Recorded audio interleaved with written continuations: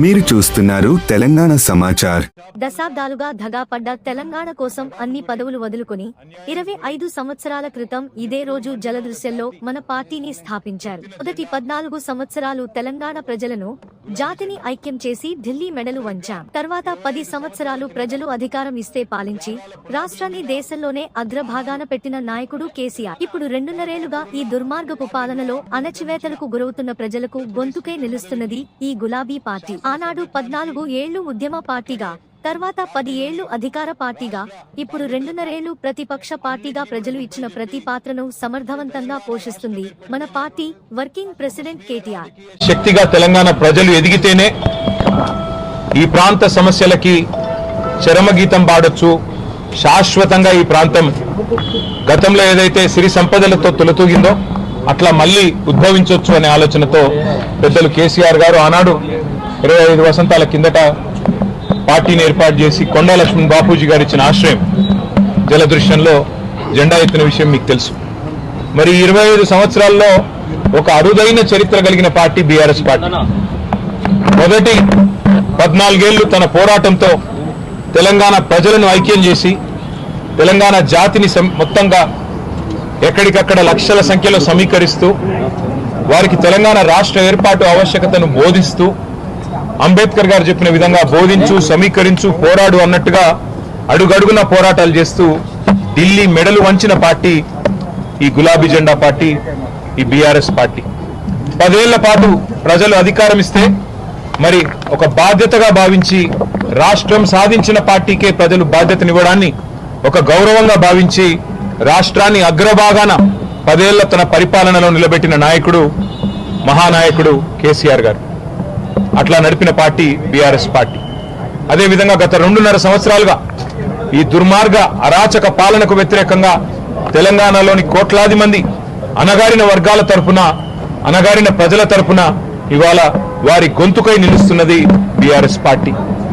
ఆనాడు 14 ఏళ్లు ఉద్యమ పార్టీగా, 10 ఏళ్లు అధికార పార్టీగా, గత 2.5 ఏళ్లు ప్రతిపక్ష పార్టీగా అన్ని పాత్రలు, ప్రజలిచ్చిన ప్రతి పాత్రను సమర్థవంతంగా పోషిస్తూ ఇవాళ భారతదేశ చరిత్రలోనే అతి కొద్ది పార్టీలు, 25 వసంతాలు పూర్తి చేసుకున్న పార్టీలు వేళ్ల మీద లెక్కబెట్టదగ్గ సంఖ్యలో ఉంటాయి. ఆ కోవన చేరింది బీఆర్ఎస్ పార్టీ కేసీఆర్ గారి నాయకత్వంలో. మళ్ళీ ఒకసారి ఈరోజు పునరంకితం అవుతున్నాం. ఖచ్చితంగా తెలంగాణ ప్రజలకు ఒక స్వీయ రాజకీయ అస్తిత్వం ఉండాలి అని ప్రొఫెసర్ జయశంకర్ గారు ఎప్పుడు ఏదైతే చెప్తా ఉండేవారో, ఎట్టి పనికైనా మట్టి పనికైనా మనవాడే ఉండాలని చెప్తా ఉండేవారో, అట్లాగే మళ్ళీ పునరంకితం అవుతాం.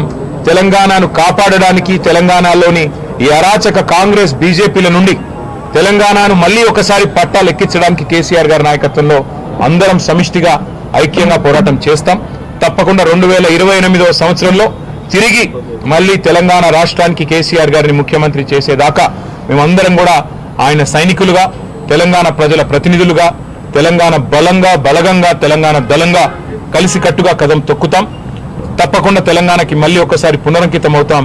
ఈ పవిత్ర రోజున, పార్టీ ఆవిర్భవించిన ఈ పవిత్ర రోజున, 25 వసంతాలు పూర్తి చేసుకున్న ఈ రోజున తప్పకుండా మాకు మరింత ఉత్సాహం, మరింత ఉత్తేజం ఇవ్వడానికి మా నాయకుడు కేసీఆర్ గారు ఇప్పుడు మధ్యాహ్నం 2 గంటలకి రాబోతా ఉన్నారు.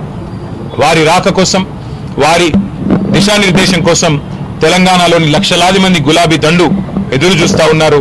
ఈ సందర్భంగా వారికి కూడా నేను హృదయపూర్వకంగా 25 ఏళ్లుగా ఎత్తిన జెండా దించకుండా పోరాడుతున్న ప్రతి కార్యకర్తకి, ప్రతి నాయకుడికి, ప్రతి అభిమానికి, ప్రతి కేసీఆర్ సోదరుడికి, సోదరికి, సోషల్ మీడియాలో కూడా మా తరపున ఉధృతంగా పనిచేస్తున్న సోషల్ మీడియా వారియర్లకు, మాకు అండగా నిలబడ్డ జర్నలిస్టు మిత్రులకు, కవులు, కళాకారులకు, ఉద్యమంలో మొదటి నుండి ఆయువు పట్టుగా నిలిచిన మా విద్యార్థి సోదరులకు, అట్లాగే తెలంగాణ సాధనలో కీలకంగా పనిచేసిన ఉద్యోగులకి, అట్లాగే తెలంగాణ సాధనలో కీలకంగా పనిచేసిన మా న్యాయవాద మిత్రులకి, ప్రతి వర్గానికి, సబ్బండ వర్గాలకు, సకల జనులకు శిరస్సు వంచి ఇవాళ తెలంగాణ సాధనకు తోడ్పడ్డ ప్రతి ఒక్కరికి, కేసీఆర్ గారితో నడిచిన ప్రతి ఒక్కరికి హృదయపూర్వక వినమ్ర ధన్యవాదాలు తెలియజేసుకుంటూ ఈ సందర్భంగా మళ్ళీ పునరంకితం అవుతూ పునరుత్తేజంతో ముందుకు పోతామని తెలియజేస్తాం.